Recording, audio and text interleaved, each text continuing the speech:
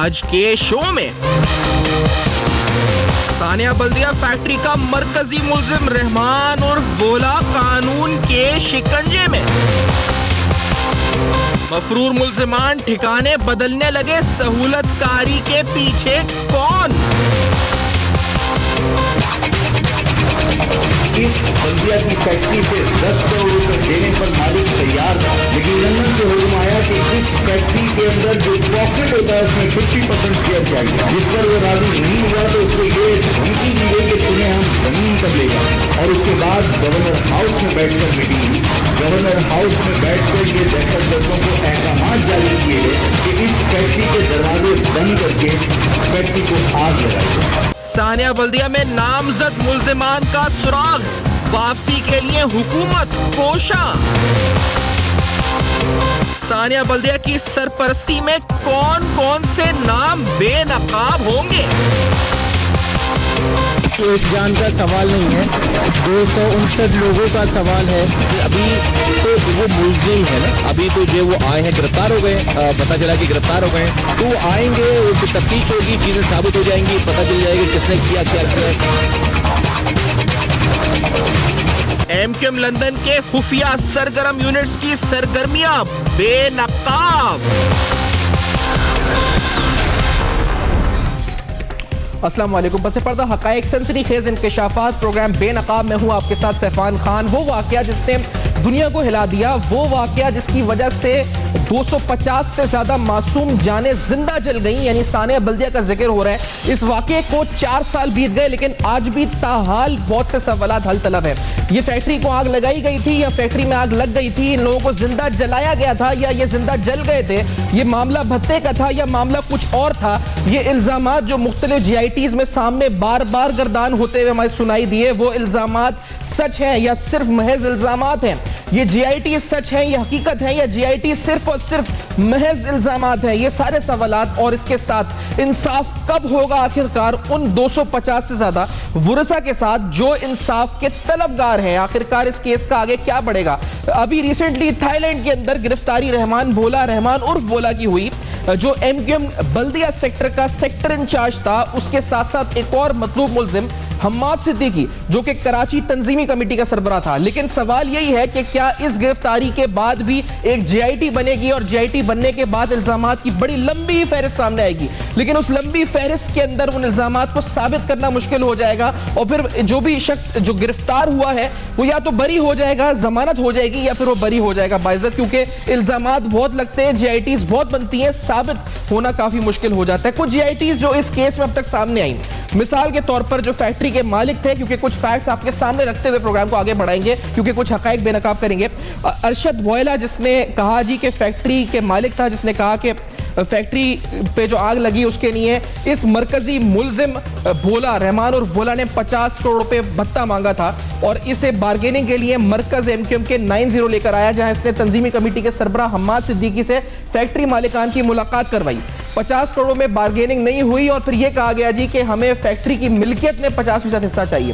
یہ حماد صدیقی کی طرف سے مطالبہ سامنے آیا۔ پھر اس کے بعد ایک اور ملزم جو کہ اسی کیس میں مرکزی ملزم ہے، زبیر عرف چریا، اس نے یہ بیان دیا کہ اس فیکٹری کو جلانے کے اندر مین کردار رحمان عرف بولا اور حماد صدیقی کا تھا۔ رحمان عرف بولا کے بارے میں یہ کہا کہ جس کیمیکل سے فیکٹری کو آگ لگائی گئی اس کیمیکل کا انتظام رحمان عرف بولا نے کیا تھا۔ یہ زبیر عرف چریا، یہ بھی گرفتار، یہ بھی ملزم جس کی جی آئی ٹی سامنے ہے، جس نے یہ انکشاف کیا۔ فیکٹری کے مالکان نے کہا کہ 50 کروڑ روپے ان سے بھتہ اس حوالے سے طلب کیا گیا تھا، اور ملکیت میں 50% مانگی گئی تھی۔ یہ ساری جی آئی ٹیز بھی آتی رہی وقتاً فوقتاً، پروگریس رپورٹس عدالت میں آتی رہی، لیکن اس کیس میں آگے ہونا کیا جا رہا ہے؟ رحمان عرف بولا کی گرفتاری سے کیا معاملہ مزید سلجھے گا یا معاملہ مزید الجھے گا؟ کراچی آپریشن کو لے کر کتنا ضروری ہے کہ اس کیس کو ٹیسٹ کیس بنا کر اس کو منطقی انجام تک پہنچایا جائے، اور ساتھ ساتھ کراچی آپریشن اور کراچی کی سیاسی حکمت عملی یا سیاست کا مستقبل کا منظرنامہ کراچی کا کیا ہوگا؟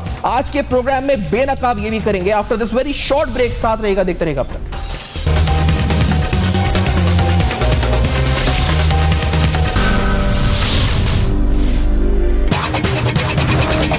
اس بلدیہ کی فیکٹری سے 10 کروڑ روپے دینے پر مالک تیار تھا، لیکن لندن سے حکم آیا کہ اس فیکٹری کے اندر جو پروفٹ ہوتا ہے اس میں 50% شیئر چاہیے، جس پر وہ راضی نہیں ہوا تو اس کو یہ دھمکی دی گئی کہ تمہیں इन्हें हम जमीन पर ले जाएं और उसके बाद गवर्नर हाउस में बैठकर मीटिंग हुई। गवर्नर हाउस में बैठकर ये दहशतगर्दों को अहकाम जारी किए गए कि इस फैक्ट्री के दरवाजे बंद करके फैक्ट्री को आग लगाई जाए। बल्दिया टाउन के वाक़े में आग लगाने से लेकर कॉम्पनसेशन तक मेरा कोई वास्ता नहीं, मेरा कोई लेना देना नहीं। रहमान की आप बात कर रहे हैं, he was not part of, never been part of PSP। हम कैटेगोरिकली उसको जो है वो बिल्कुल डिनाई करते हैं। अभी तो इनका ताल्लुक तो PSP का, पहले MTF से था। बता 20 करोड़ रुपये मांगा गया, फैक्ट्री में पार्टनरशिप मांगी गई, जब इन्होंने नहीं दी तो उसको आग लगा दी। एक जान का सवाल नहीं है, 259 लोगों का सवाल है।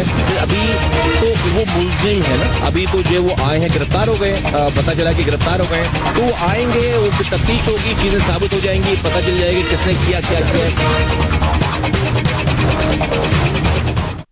Welcome back. आप देख रहे हैं बेनकाब थाईलैंड से गिरफ्तारी मरकजी मुलजिम की बल्दिया फैक्ट्री फायर केस के अंदर, साथ साथ कराची के सियासी मंजरनामे पर भी प्रोग्राम में गुफ्तगू होगी। मेरे साथ प्रोग्राम में मौजूद हैं जनाब रजा हारून साहब, सीनियर रहनुमा पाक ज़मीन पार्टी के। रजा साहब बहुत शुक्रिया, प्रोग्राम में आपने ज्वाइन किया कराची से। जनरल अमजद शोएब साहब कराची ऑपरेशन को गहरी नजर से देखते हैं, सीनियर दिफाई तज्ज़िया निगार हैं, इस्लामाबाद से प्रोग्राम में मेरे साथ मौजूद हैं। रजा हारून साहब, आपसे प्रोग्राम स्टार्ट करते हुए, क्योंकि ये मामला 250 जिंदगियों का था जिनको जिंदा जला दिया गया था। आज तक ये पता नहीं चल सका इनको जलाया गया था, ये आग खुद लग गई थी, आग लगाई गई थी, भत्ते का मामला था या क्या था।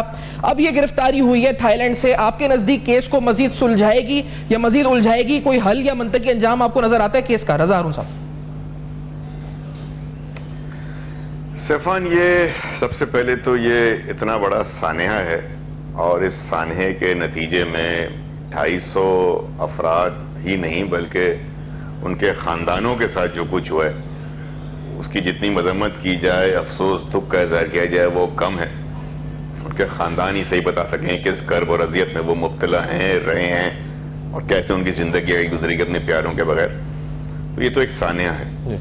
अब इस सानहे के पीछे दहशतगर्दी है, आग जानबूझकर लगाई गई, फैक्ट्री में फायर फाइटिंग, फायर एग्जिट के क्या इंतजाम थे, फैक्ट्री के मालिकान को पहली FIR में नामजद किया गया, FIR के अंदर एज मुलजिम, फिर वो उसी डायरेक्शन में तफ्तीश होती रही, फिर चंद सालों बाद तफ्तीश का रुख मोड़ा गया, नई JIT बनी, एक JIT पहले है, एक FIA की रिपोर्ट है, investigation. There are so many facets to this whole unfortunate incident कि इसके ऊपर कोई फाइनल या कंक्लूसिव किसी का कमेंट मैं और आप करने के कॉम्पिटेंट नहीं है, क्योंकि मेरे और आपके पास जो है सैफान अनफॉर्चुनेटली मीडिया की रिपोर्ट्स हैं, अखबारात की खबरें हैं और सनसनी फैलाने वाले कमेंट्स हैं, फैक्ट्स नहीं है हमारे सामने। अच्छी बात क्या है? अच्छी बात यह है कि ये मुकदमा इस वक्त एंटी टेररिज्म कोर्ट के अंदर लाइव है, चल रहा है और उस मुकदमे की अदालत के अंदर जो है वो कार्रवाई हो रही है। एक और अच्छी बात यह है कि एक और शख्स पे जिस पे ये इल्जाम था उसके मुतालिक भी ये सुन रहे हैं कि वो अरेस्ट हो गए, वापस आने वाले हैं और उनसे भी इन्वेस्टिगेशन होगी। कुछ अरसे पहले फैक्ट्री के ये एम्प्लॉय का बयान भी अदालत में मजिस्ट्रेट और जज के सामने रिकॉर्ड हुआ है, जिसमें उसने कुछ अहम इंकशाफात किए हैं। तो ये केस के अंदर जो रोजाना की बुनियाद पर इंफॉर्मेशन है, सबूत और शवायद गवाहियां सामने आ रही हैं, तो इस पर कोई कंक्लूसिव कमेंट करना या इवन इस पे कमेंट करना जो कि एक सब्जुडिस केस हो, मैं नहीं समझता। लेकिन मैं ये जरूर चाहूंगा, मेरी ये ख्वाहिश होगी, मेरी पार्टी की ख्वाहिश है कि उन 250 से जायद अफराद जो कि वहां रोजी कमाने गए थे, मेहनत कश थे, उनके खानदानों को इंसाफ मिलना चाहिए। जो लोग उसके जिम्मेदार हैं उनको सजा होनी चाहिए और इसी तरीके से हम जो है वो अदालत से उम्मीद रखेंगे कि आपकी मैंने तफ्तीश, तहकीक और फेयर एंड फ्री, सुन ले मेरी बात, जी बिल्कुल, इसको तफ्तीश हो, उसकी फेयर एंड फ्री इन्वेस्टिगेशन हो और ऐसा इंसाफ हो जो सबको नजर आए। आपने क्योंकि उसकी अहलिया का बयान सुना है, वो कहती हैं कि ताल्लुक जो है पहले MQM से था, जब सब जानते हैं कि बल्दिया सेक्टर इंचार्ज थे, अब कहते हैं PSP से था। मुस्तफा कमाल साहब ने वजाहत करी कि फॉर्म ऑनलाइन अवेलेबल है, वो कोई भी भर सकता है। रजा हारून साहब, इस दौरान आपका कोई ये जो शख्स इस पर है, रहमान उर्फ बोला या हमाद सिद्दीकी जो दूसरा मतलूब है, क्या PSP में ज्वाइन करने के लिए कोई राब्ता हुआ आपकी तरफ से, इनकी तरफ से? फॉर्म भरा, इल्म में आप लोगों की कोई बात थी, नहीं थी? आप लोग तरदीद करते हैं कोई ताल्लुक नहीं है PSP से इस बंदे का?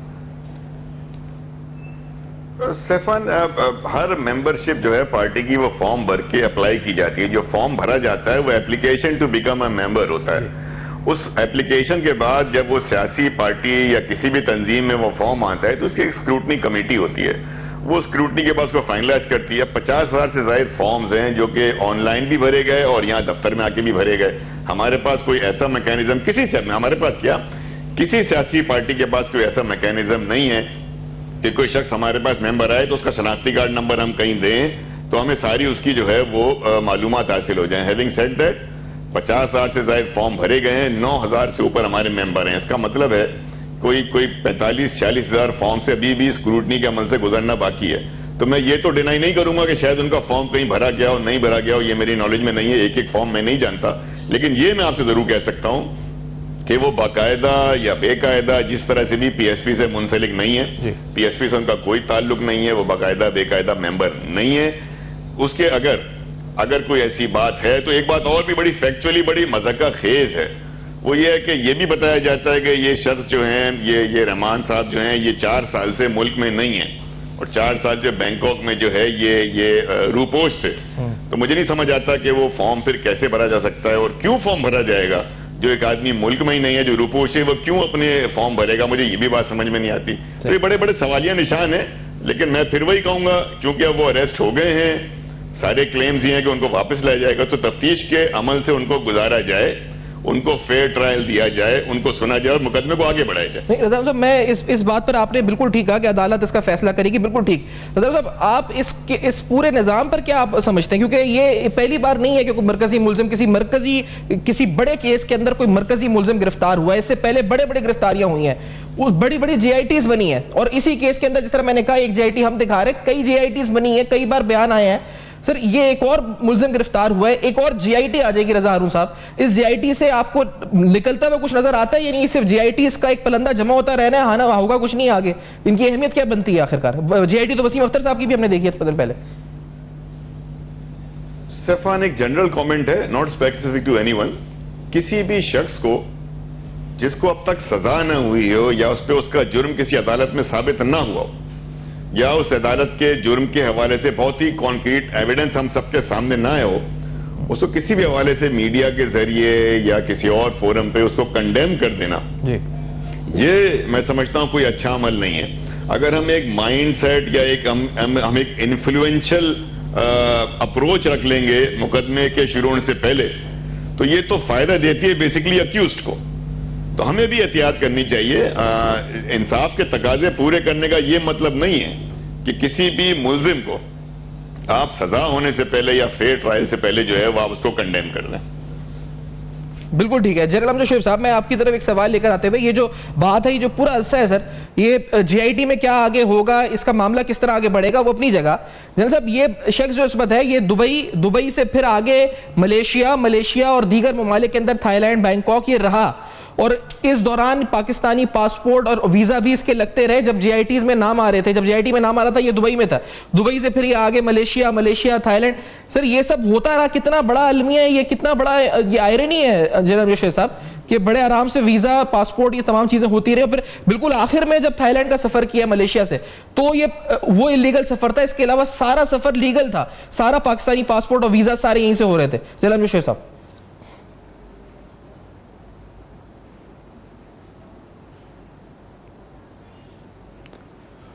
بسم اللہ الرحمن الرحیم. دیکھیے یہ جو پاسپورٹ تھا اگر تو جاتا جتنے آپ ان کے یہ ہے کہ ایک آدمی کو ہم مجرم قرار دیتے ہیں تو اس میں اس کو الزام عائد ہو جاتا ہے, نہ تو اس کو ای سی ایل پر ڈالا جاتا ہے اور نہ ہی اس کا پاسپورٹ جو ہے وہ بلاک کیا جاتا ہے. نتیجہ یہ کہ انڈیویجول آپ کے ہاتھ سے نکل جاتا ہے. غالباً ہم اس معاملے میں بہت سیریس نہیں ہوتے کہ ہم نے جرائم کا کلا کما کرنا ہے یا پھر ملزموں تک پہنچنا ہے. جتنی جی آئی ٹیز کی آپ نے بات کی وہ تو درست ہے کہ ہر دفعہ جب کوئی آدمی پکڑا گیا تو آپ نے جی آئی ٹی کی اور وہ آگے چلتا رہا. درست ہے کہ ہر دفعہ جب کوئی آدمی پکڑا گیا تو آپ نے جی آئی ٹی کی اور وہ آگے چلتا رہا. لیکن اب آخر میں 2 آدمیوں کے نام رہ گئے تھے, ایک رحمان بھولا اور دوسرا حماد صدیقی. اور اب جو جی آئی ٹی ہوگی رحمان بھولا کی اس میں بھی کچھ شواہد سامنے آئیں گے، لیکن کیس مکمل ہوگا جب حماد صدیقی بھی پکڑا جائے گا، کیونکہ یہ عموماً دیکھنے میں آیا ہے کہ جو ایک کیس میں 5 6 7 لوگ اگر اس میں ملوث ہیں، ملزم ہیں، تو جو لوگ حاضر نہیں ہوتے، جو سامنے نہیں ہوتے، بہت سارا ملبہ ان پہ ڈال دیا جاتا ہے، جو پکڑے جاتے ہیں وہ ان پہ ڈال دیتے ہیں۔ نتیجہ یہ ہے کہ وہ چونکہ خود حاضر نہیں ہوتے تو وہ اپنے سائڈ کی سٹوری بتا نہیں سکتے، اور اب یہ JIT ہوگی تو ہو سکتا ہے کہ اس کا رستہ کچھ اور کھل جائے، کہیں اور کسی پہ بات چلی جائے تو یہ کام لمبا ہوتا جائے۔ مگر دوسری طرف یہ بھی ہے کہ جنہوں نے JITs کرنی ہیں، ٹرائل کرنے ہیں، ان کے اوپر کیسز بنانے ہیں، وہ جو آپ بات کر رہے تھے اس سے وہ بھی سیریس نظر نہیں آتے، غالباً وہ اس چیز سے ریکنسائل کر جاتے ہیں کہ اگر کوئی نکل گیا تو بڑی اچھی بات ہے، کبھی ہاتھ آ گیا تو دیکھا جائے گا۔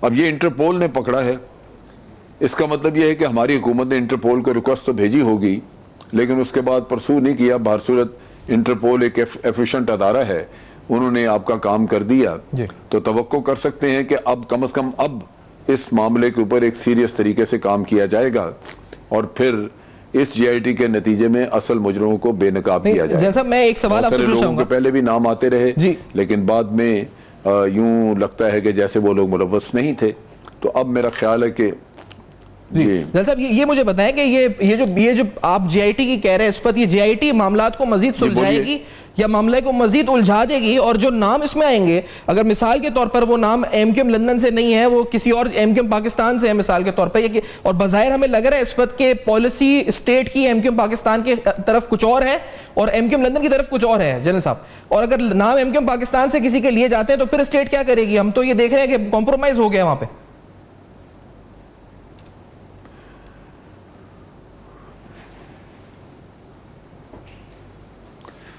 دیکھیں بات یہ ہے کہ اسٹیٹ کا کام تو ہونا تو یہی چاہیے کہ انصاف مہیا کیا جائے ان لوگوں کو جن کے پیارے مارے گئے، اور اس کے لیے اصل مجرموں تک پہنچنا ضروری ہے، اور پھر اصل مجرموں کو سزا دینا ضروری ہے، وہ بے شک کسی بھی پارٹی میں ہو، وہ MQM کے کسی دھڑے میں ہو یا نون لیگ میں ہو یا کسی بھی اور لیگ میں ہو۔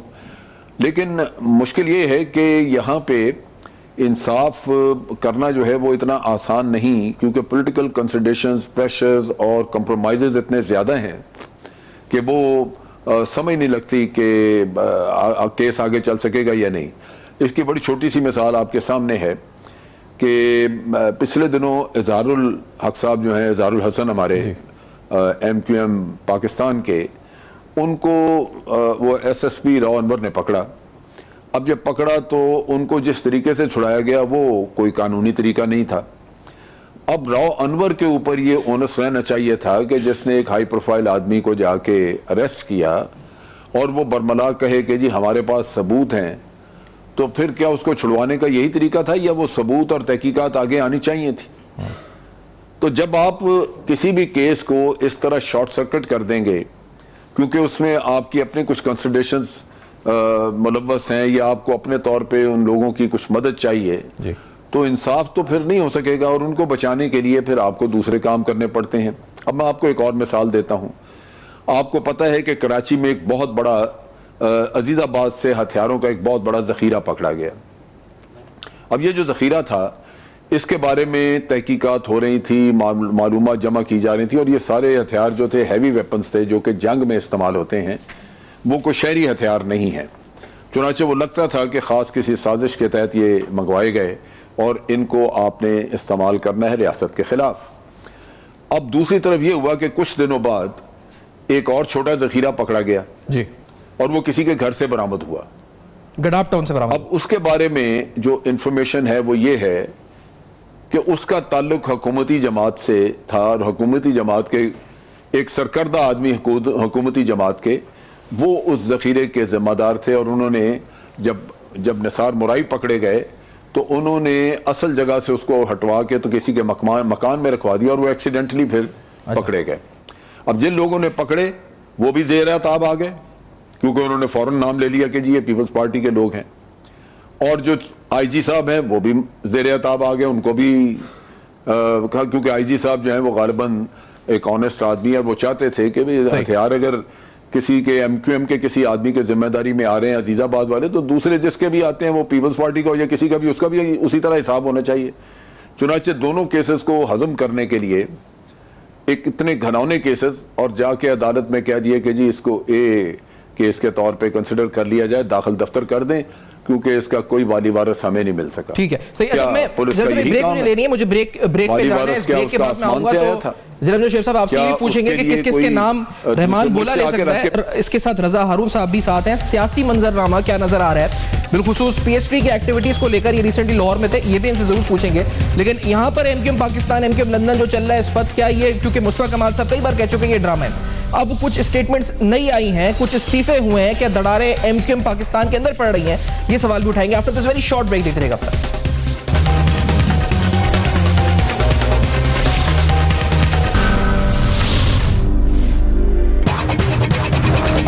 اس بلدیہ کی فیکٹری سے 10 کروڑ روپے دینے پر مالک تیار تھا, لیکن لندن سے حکم آیا کہ اس فیکٹری کے اندر جو پروفٹ ہوتا ہے اس میں 50% شیئر چاہیے, جس پر وہ راضی نہیں ہوا تو اس کو یہ دھمکی دی گئی کہ تمہیں ہم زمین پر لے جائیں. اور اس کے بعد گورنر ہاؤس میں بیٹھ کر میٹنگ ہوئی. گورنر ہاؤس میں بیٹھ کر یہ دہشت گردوں کو احکامات جاری کیے گئے کہ اس فیکٹری کے دروازے بند کر کے فیکٹری کو آگ لگائی جائے. بلدیہ ٹاؤن کے واقعے میں آگ لگانے سے لے کر کمپنسیشن تک میرا کوئی واسطہ نہیں, میرا کوئی لینا دینا نہیں. رحمان کی آپ بات کر رہے ہیں, he was not part of, never been part of PSP. ہم کیٹیگریکلی اس کو جو ہے وہ بالکل ڈینائی کرتے ہیں. ابھی تو ان کا تعلق تو PSP کا, پہلے ایم کیو ایم سے تھا. 20 کروڑ روپے مانگا گیا, فیکٹری میں پارٹنرشپ مانگی گئی, جب انہوں نے نہیں دی تو اس کو آگ لگا دی. ایک جان کا سوال نہیں ہے, 259 لوگوں کا سوال ہے. ابھی تو وہ ملزم ہے نا, ابھی تو جو وہ آئے ہیں گرفتار ہو گئے, پتہ چلا کہ گرفتار ہو گئے, تو وہ آئیں گے, وہ تفتیش ہوگی, چیزیں ثابت ہو جائیں گی, پتہ چل جائے گی کس نے کیا کیا ہے. Welcome back. آپ دیکھ رہے ہیں بے نقاب. کچھ اہم سوالات کراچی کی سیاست کے حوالے سے, سیاست کے مستقبل کے منظرنامے کے حوالے سے بھی شامل کرتے تھے. رضا ہارون صاحب, جنرل شعیب صاحب پروگرام میں ساتھ موجود ہیں. رضا ہارون صاحب, جو بیان بازی چل رہی ہے لندن اور پاکستان ایم کیو ایم میں اس لیے آپ سے پوچھ رہا ہوں کیونکہ اب توپوں کا رخ لگ رہا ہے دونوں کا ایک دوسرے کی طرف ہے, آپ کی طرف نہیں ہے. جس طرح کے الزام لگ رہے ہیں اس پر اگر آپ کچھ کمنٹ کرنا چاہیں. کچھ دن قبل عامر خان صاحب آئے, انہوں نے جلسے میں یہ بولا کہ محمد انور کے بھائی چائنا کٹنگ کے کنگ ہے کراچی کے, جس کا میاں چنو نام ہے, وہ مصطفیٰ عزیز آبادی کے بارے میں انہوں نے کہا کہ ان کے ایک نہیں 10 پلاٹ ہیں لانڈی کے اندر جو انہوں نے قبضے کیے ہوئے ہیں اور وہ دکھا سکتے ہیں جا کر. واسع جلیل صاحب کے بارے میں انہوں نے کہا کہ واسع جلیل جس دن رینجرز کا چھاپا پڑا کراچی میں تھے, اگلے دن لندن بھاگ گئے, جب الیکشنز ہوئے ڈی سی اور اس کے چیئرمین کے تو واپس آئے اور پھر اگلے دن بھاگ گئے. یہ سب باتیں جو الزامات عامر خان صاحب بولے, اس پر رضا ہارون صاحب کیا سمجھتے ہیں آپ, یہ ساری باتیں صحیح ہیں؟ میں تو یہ سمجھ رہا ہوں کہ یہ تو ابھی بہت سی باتیں اور کھلیں گی اور بہت سے چیزیں آئیں گی, دونوں ایک دوسرے کو کہیں گے.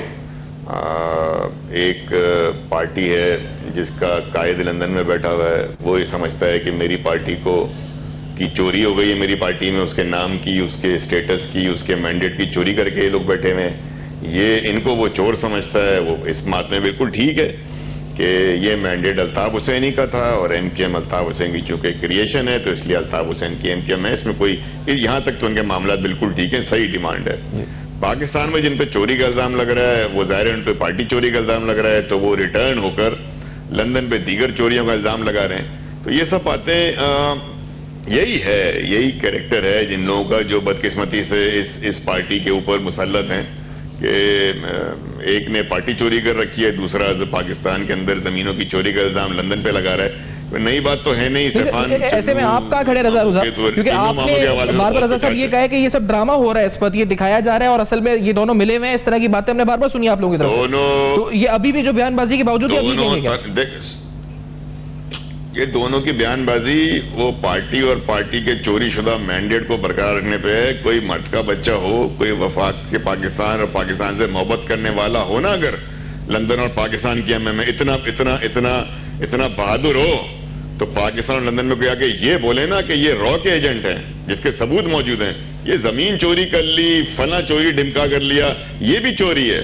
لیکن پاکستان کی ایک سیاسی جماعت کا قائد لندن میں بیٹھا ہوا, اس کے لوگ وہ را کے ایجنٹ ہیں یار, وہ اس سے بڑا الزام ہے. یہ عامر خان اور دیگر افراد جو یہاں یہ زمین چوری کی باتیں کر رہے ہیں, کھل کر بہادری سے ہمت کر کے یہ بات کر کے لوگوں کو بتائیں نا جو مصطفیٰ کمال خانی نے 3 مارچ کو بتائی تھی. اصل چیز وہ ہے, اس سے پردہ کر کے ادھر ادھر کی چوریوں کے, چکاریوں کے, چمار پنے کے الزامات इस पे तो इन दोनों को लगे रहने सैफान, अच्छा है, आवाम के सामने खुल रहे हैं ये लोग। ठीक है सर, खुल और भी बहुत कुछ रह रज़ा हारून साहब, बहुत से, जैसे मिसाल के तौर पर अली रज़ा राबदी का इस्तीफा, इसके बारे में कहा गया कि 22 सितंबर को जब एमकेएम लंदन ने मुतालबा किया था कि यहाँ के एमएनएस इस्तीफा दे दे, वो इस्तीफा लिख चुके थे, लंदन भिजवा चुके थे, इस्तीफा मंजूर नहीं हुआ था। रज़ा हारून साहब, क्या इस तरह के बड़े इस्तीफे तैयार हैं और एमकेएम पाकिस्तान के एमएनएस एमपी इस्तीफे दे देंगे, तो ये कोई नया बहरान है सियासी, क्या है इस वक्त, ये अगर ऐसा है कि लोग अपनी वफादारी अभी भी रखते हैं लंदन के साथ? क्या बुरान होना है सैफान, क्या बुरान हो जाएगा, 1 साल इलेक्शन में रह गया है ये एमएनएस। मैं समझता हूँ ये बात बिल्कुल दुरुस्त है, असूली तौर पर इस बात की मैं हिमायत करता हूँ कि जिसका मैंडेट था, अगर उस शख्स को ही आपने बाहर निकाले खड़ा कर दिया, इसका मतलब है आपने उस पूरे मैंडेट को निकाल के बाहर खड़ा कर दिया। जब आपने उस पूरे मैंडेट से लाताल्लुकी कर ली तो फिर आपको इस्तीफा देकर 22-23 अगस्त को जब भी इन्होंने ये ड्रामा किया, ये बड़ी बात करनी चाहिए थी, ये वो असूली बात कर नहीं सके हैं। अब इनके पास कोई मौक़िफ़ ना इधर वालों के पास है ना लंदन वालों के पास है, ये दोनों इतने ज्यादा इर्रेलेवेंट हो चुके हैं कि अब इनके मुतालिक तो मैं समझता हूँ अपने प्रोग्राम के 10 मिनट मेरे हिसाब से आपने वेस्ट किए हैं सफर। सही, लेकिन सर ये आप लोग आप पर कमेंट नहीं कर रहे, एमकेएम लंदन, एमकेएम पाकिस्तान, बज़ाहिर मुस्तफ़ा कमाल साहब खड़े हुए, उन्होंने बगावत करी अल्ताफ हुसैन साहब के खिलाफ, इनके कमेंट एक दूसरे के खिलाफ आ रहे हैं। क्या आपको इर्रेलेवेंट समझ रहे हैं रज़ा हारून साहब ये, या आपको समझ ही नहीं कि ऐसा कंपटीशन ही नहीं ले रहे लंदन और पाकिस्तान वाले, कि आप कंपटीशन में ही नहीं है, इस वजह से आपको आपके ऊपर कोई स्टेटमेंट नहीं दे रहे ये लोग? रज़ा हारून साहब खुश, इस बात में अगर खुश हैं सैफान तो खुश रहें, बहरहाल बगावत नहीं की, अपने हक के लिए और अपना एक सही डेमोक्रेटिक कॉन्स्टिट्यूशनल राइट एक्सरसाइज करते हुए नई पार्टी बनाई खड़ी हुई। बगावत तो की है अल्ताफ हुसैन और उसके लोगों ने रॉ का एजेंट बनकर, वो है बगावत, वो है गद्दारी। एक पार्टी छोड़ के एक अपनी नई पार्टी कायम करना, ये तो कॉन्स्टिट्यूशनल राइट की बात है, इसको बगावत तो कहना भी मैं समझता हूँ तौहीन है। नहीं, बगावत मेरा मतलब अल्ताफ हुसैन की पार्टी अल्ताफ हुसैन से अलहदा हुए, आप पर स्टेटमेंट रज़ा हारून साहब नहीं देते, वो लोग वो स्टेटमेंट दूसरे के खिलाफ को मानो यार सैफान, नहीं अल्लाह को मानो, मेरा हरगिज़ मकसद रज़ा हारून साहब ये नहीं है। अल्ताफ हुसैन कौन है यार? नहीं आपने पार्टी छोड़ दी, वो मकसद नहीं है, पार्टी नहीं खड़ी की जा सकती, लेकिन वो आपके खिलाफ नहीं बोलते रज़ा हारून साहब, क्या आपको इर्रेलेवेंट समझते हैं? मैं ये पूछना चाह रहा हूँ, क्या वजह है कि वो यानी इतना बड़ा इकदाम आपकी तरफ से उठाया गया, इसके बावजूद आपके खिलाफ नहीं बोला जा रहा उनकी तरफ से? मीर भी क्या सादे हैं, बीमार हुए जिसके सबब उसी अत्तार के लौंडे से दवा लेते हैं, ये है फारूक सत्तार साहब के लिए, कि जिससे बीमार हुए उसी अत्तार के लौंडे से दवा लेते हैं। वहीं चिपके रहोगे, एमकेएम का नाम अपने साथ इस्तेमाल करते रहोगे तो एमकेएम का जो मालिक है वो शोर तो करेगा भाई, वो रोएगा धोएगा तो।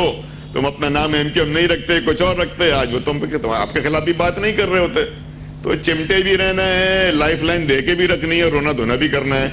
सियासत करो, अच्छी सियासत करो, असूली सियासत करो, पाकिस्तान की सियासत करो, पाकिस्तान से मोहब्बत, वतन परस्ती, पाकिस्तानियत की बात करो, फिर तुम्हारे खिलाफ कोई भी खड़ा हो उसका मतलब वो पाकिस्तान के खिलाफ खड़ा हुआ है। रज़ा साहब, आपका जो रिसेंट आपने पंजाब के विजिट किया, लाहौर का विजिट किया, रज़ा साहब हमने देखा है ये कई बार कोशिश हुई है, ये सवाल मैंने ब्रेक से पहले बोला था, इससे पहले अमजद शोएब के साथ मजीद पूछूं, क्या हुआ, रिसेप्शन कैसा? दूसरी बात, पंजाब में पेनिट्रेशन कभी भी हमने देखा, कराची की जमात इस तरह नहीं कर सकी, एमकेएम ने कई बार कोशिश करी, आपको कोई रिस्पॉन्स मिला, कुछ ऐसा लगा, कोई पॉजिटिव कोई बात, कोई ऐसी चीज? रज़ा हारून साहब, मैं सबसे पहले सफान आपके प्रोग्राम के तवस्सुत से पंजाब के अवाम का इंतहाई तहे दिल से मशकूर हूँ। बहुत इज्जत अफजाई दी, बहुत प्यार दिया, बहुत इज्जत एहतराम दिया, मोहब्बत दी, हमें मीट दी प्रेस, हमें लाहौर प्रेस क्लब की दावत दी, मीट दी प्रेस का प्रोग्राम किया। एमकेएम आज तक लाहौर हाई कोर्ट नहीं जा सकी, हमें बहुत मोहब्बत मिली, हमें इज्जत एहतराम के साथ लाहौर हाई कोर्ट बार से एड्रेस करने का मौका दिया। वहाँ उनके सदर साहब मौजूद थे, फाइनेंस सेक्रेटरी मौजूद, तमाम अहदेदार मौजूद थे, हमने वो प्रोग्राम किया, अवामी खिताबात किए, इज्तिमात किए, मुलाकातें की, हर जगह से प्यार मोहब्बत मिला, लोगों में अप्रिसिएशन है, लोगों ने वेलकम किया।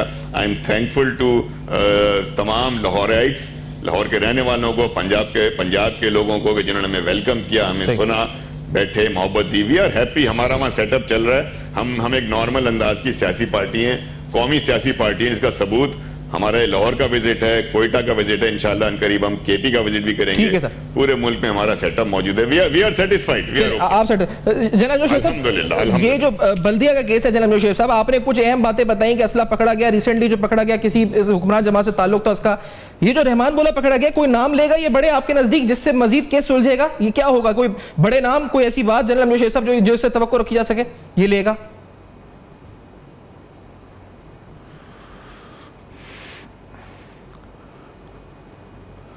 बज़ाहिर तो मेरा अपना अंदाज़ा है कि जो मुल्क से बाहर हैं उनमें तो हमाद सिद्दीकी है, जिसके बारे में कुछ वजाहत आ जाएगी कि वो किस हद तक मुलव्वस है, لیکن اگر اس نے نام لیے جن کا پہلے JITs میں ذکر آتا رہا ہے اور آج وہ یا کوئی ضمانت پہ ہے یا ان کو چھوڑ دیا گیا ہے، اگر ان کے نام لیے تو وہ تو یہی موجود ہیں اور وہ باہر جانا بھی نہیں چاہتے اس وجہ سے کہ ان کے خیال کے مطابق وہ اس میں ملوث نہیں ہیں. لیکن کمپلیکیشنز پیدا ہو سکتی ہیں کہ اگر رحمان بولا نے نام لیے، خاص طور پہ ان لوگوں کے جو پاک سرزمین پارٹی میں بیٹھے ہیں یا MQM پاکستان میں ہیں، اور ان لوگوں کو بظاہر ہم نے سمجھا JITs کے بعد کہ وہ ملوث نہیں ہیں، لیکن ان کے بیان میں اگر وہ چیزیں آئیں سامنے اور ان کے ملوث ہونے کی کوئی بات آئی تو پھر مقدمے میں کافی کمپلیکیشنز ہوں گی، کیونکہ آپ اگر کسی کو یہاں پہ بیل کر چکے ہیں یا ان کو یہ کہہ چکے ہیں کہ آپ شامل نہیں ہیں، تو پھر ان کو دوبارہ اریسٹ کر کے مقدمے میں شامل کرنا، کیا صرف رحمان بھولا ہی ایک آدمی سچ بولتا ہے باقی لوگ سچ نہیں بولتے، تو اس طرح کی کمپلیکیشنز نکل آئیں گی. بہت شکریہ جنرل امیر صاحب نے پروگرام میں جوائن کیا. رضا ہارون صاحب کا بھی بہت بہت شکریہ.